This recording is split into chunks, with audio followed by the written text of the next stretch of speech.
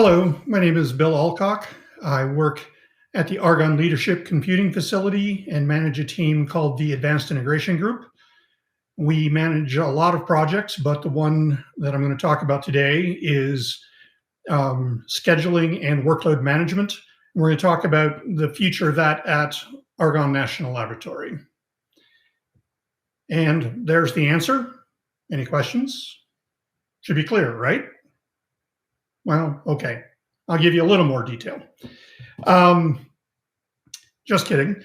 So so this slide starts November of 2019. That's when we joined the Open PBS community.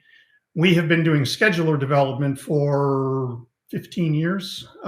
We, for a long time, developed our own in-house scheduler and decided to make a change. And I won't go into the history of it for lack of time, but we decided to partner with the Open PBS community. So we'll go into a little more detail, but basically along the bottom is the systems that we've been working on. Since we've only been doing PBS since November of 2019, we're relative newcomers to this. And we, the ALCF, have not even put a system into production yet. The first one will be Polaris, and it'll go into production in a month or so. There is one of the other divisions, you'll notice here it says we have a site license. That was one of the good things that came out of this. And one of the other divisions put a small cluster into production. They beat us to it. So there's one production cluster, but that's not our group. So we're going to, again, we're relative newbies compared to some of you when it comes to PBS. So anyway, the systems we're going to put into production, and then some of the things that have been working on and then would like to work on. All right. So I'm going to very briefly talk about kind of the big dogs, not all of the systems, but the major systems that we're going to bring into production and run PBS Professional on. The first one, again, come in production July-ish, is Polaris. 560 nodes. I'm not going to read all the specs, but basically it's a single 32-core Milan GPU or CPU and 4 NVIDIA A100 GPUs, slingshot network, and 44 petaflops for those of you who care about those sorts of things. Again, that'll be our first one. We've had PBS up on it for a while, ran acceptance with it. This is where we've, kind of cut our teeth and learned a lot on it.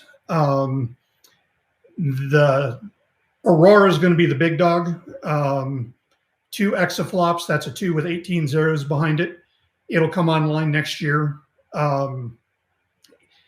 There's still a lot that's not publicly available. So, it's more than 9,000 nodes. We can't say exactly how many. It'll have 2 Sapphire Rapids processors and 6 Ponte Vecchio GPUs. And this storage here, Deos, is kind of cool.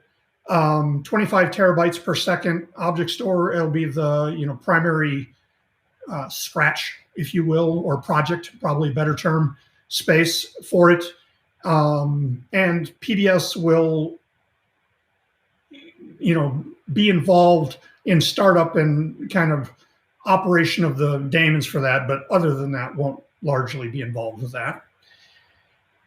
We're going to talk a little bit more about this, but we have been working with a bunch of AI vendors, and we have this kind of incubation thing going on where we will talk to them, bring in 1 or 2.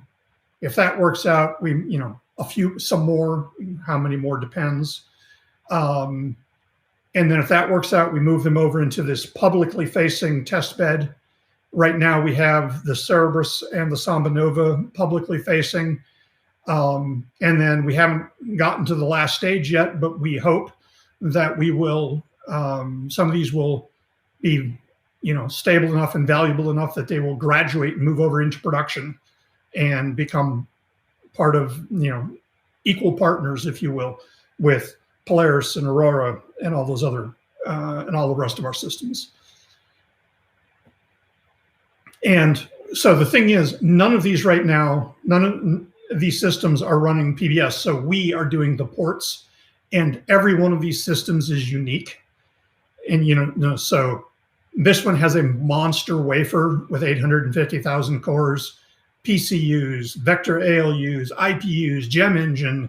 These systems are unique. They're startups. Their system software stacks are in various states of completion and readiness as far as from a scheduler's perspective. So we're going to be doing a lot of work with them. All right, so what have we been doing so far? I can sum it up in one word and just say, we've been adding hook events. We added a hook event for every time an admin command is executed. And basically what reason we did this, we're getting equivalent behavior that we used to have in our scheduler called Cobalt. And so when an admin command goes, we get an event. Every time a task, not a job, but a task ends, reservations begin, confirm, modify, those weren't there, so we added them. And we added a node state change, so every time the state changes on a node, that was a little noisier than we expected, so we're probably going to go back and add a filter feature so you can pick the state changes that you want.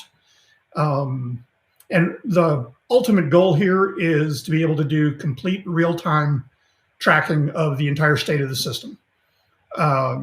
We track our usage, availability, all that kind of stuff down to the second. And we like to be able to, literally in real time, be able to see when things change. And then, of course, we've been doing the hook scripts. So we're fairly new to this. Our first machine will go into production in July. So we had to do all the hooks that you guys take for granted. The systems administrators will likely take over the day-to-day updates to these, but they were learning all new stuff, HPC and Slingshot and all that kind of stuff. And because we had been developing on it and running it on our laptops, we did the initial lift, and they'll take it over from there. I'm going to put in a little plug here. We've been doing bug fixes. Again, we're big open source advocates, and one of the reasons we chose to work with PBS was the open PBS community. But if the community is going to work, it has to work from both directions. And so we're proud of the fact that we have contributed a lot into the community, not only, adding new features and stuff, but when we find bugs, we don't always fix them, but we often do. We have a number of the fixes have been around testing, particularly when the tests aren't run on when everything's not on a single node. We tend not to run that way. And some of the tests didn't work correctly, so we fixed that. And we did add a pretty significant fix. Right now, PBS does Python restarts and the Python interpreter restarts, and we don't like that. So we're working to not have to do that, not need to do that. Memory growth is one of the reasons, so we've been working on reducing the memory growth, and that fix took a chunk out of that. We're not there yet, but we'll keep working at it. Cool side note, there was a summer student project 2 years ago, I think, that he wrote performance instrumentation code for us, and that was reused and was instrumental in us finding this. It's not, we didn't check it in, it's not part of PBS. We used it in debugging hooks to help us find this. And another big deal for us was we decided to run, to buy PBS Professional site license. We thought it was worth it given the resources we were going to have, the support that we would get, some of the features that we would get, and so on and so forth. And then we leveraged the scale of Aurora and essentially said, we're buying so many, can we just make this a site license and anything beyond Aurora is for free. And that was the agreement we came to. So the rest of the lab can run PBS Pro on their clusters for free. So that was kind of nice. What are we focused on right now?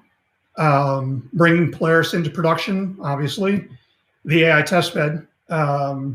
So we're working on porting those systems. They're all unique. We're kind of, again, eating this elephant a bite at a time. The first implementation is just mimicking how they're doing things.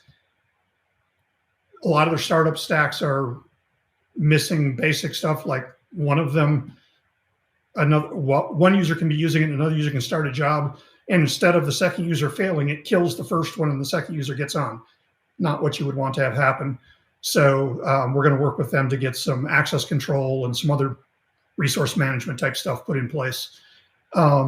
After we have gained some experience with this and talk to the vendors and our staff and the users, and if the system warrants it, if we decide that it's going to graduate and it's worth the investment, then we'll iterate and improve on the implementation. Now, I'm going to talk a little bit about this one, on-demand and deadline-driven workloads. So the DOE Office of Science currently has 28 user facilities, of which we are one.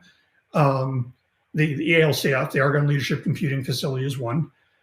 In the past, all of them, even the ones that generated the data, like the Advanced Photon Source, which is also at Argonne, they did all their own computing. But as these data rates climb, for instance, the APS is going to go through an upgrade, which, if I remember the number correctly, is going to increase their data production by like 500x. It's not practical for them to keep putting enough computing to do it all themselves. And so they want to start using our resources to do their computing, but they need sort of on demand. Like they get a set of data, they need to move it to us, compute on it, and get an answer back before their next shot so that they can make adjustments. And, the example I use, or the metaphor, is film photography versus digital photography. I don't know if any of you ever left the cap on your camera film and then realized that your whole roll film was no good. You don't want to do that with your data, right? And so this is the equivalent, right? If they get data back, they can look and go, oh, we need to make adjustments and get better data. And these are very, very expensive and important facilities. So we want to get the best use of them we possibly can. And, so they need results usually on the order of minutes. And so we're working on this kind of on-demand thing. Preemption is one of the ways we're going to be doing this. And initially 10% of Polaris is going to be available for on-demand preempt, so we're going to run preemptible workloads, and then deadline-sensitive jobs can preempt them. This is new territory for us. We got a lot to learn. The little testbed, we've been doing a lot of practice there, so that's been very useful. But I want to show you, this is a very cool example of this, and it's a great example of one of the few things I would consider to be truly edge computing, and it's also a great way. It helps us with the on-demand aspect of it in terms of the fact that we don't have to be quite so on demand. So what the deal is here is they have this little Jetson box here on the beamline, and it has a model in it, and it's running inferences on the beamline. Meanwhile, they're gathering up data, sending it up to us. We're running training, which takes longer. And then when we get an updated model, we send it down. And so they're constantly, periodically, not constantly, but periodically improving the model and improving the guidance on the beamline. And so you can see they say, 100x faster than what their phase retrieval. So you can see how it's scanning. So here up to us, downloading it here, and then they're scanning over here. So this is really a very cool example of this, and very important in our community. Okay, so what might the future bring? And obviously, these are subject to change. One of the things we want to work on is reservation improvements. This is an area where we happen to prefer the way that Cobalt worked, our former scheduler that we worked on. We're going to add these all as options, so we won't break anything. That's very important to us. So we want to add the option to pass in an existing queue to the reservation. That way the queue isn't destroyed when the reservation ends. You don't lose jobs. An example use case is we run a series of training reservations on different days, and we want the queue to last so that the user's jobs from one day to the next persist, and they don't have to re-put them. And yes, you could try and do some kind of a recurring reservation, but maybe there are different times and different days, and sometimes they don't want to lose them at the end of the training reservation. We let them, we give them access so they can finish up if they didn't get everything done during the training. Actually, so just not losing those jobs and being able to keep that queue around, very useful for us. We also want to add an option to let running jobs continue when the reservation ends. Right now, reservation ends, it kills all the jobs. Again, use case for this, we tend not to like to give users reservations. We've worked very hard to get our scheduling algorithms such that they should be able to get their jobs through the queues. But when we do, we are pretty naggy about, watch your reservations. We don't want the machine sitting idle.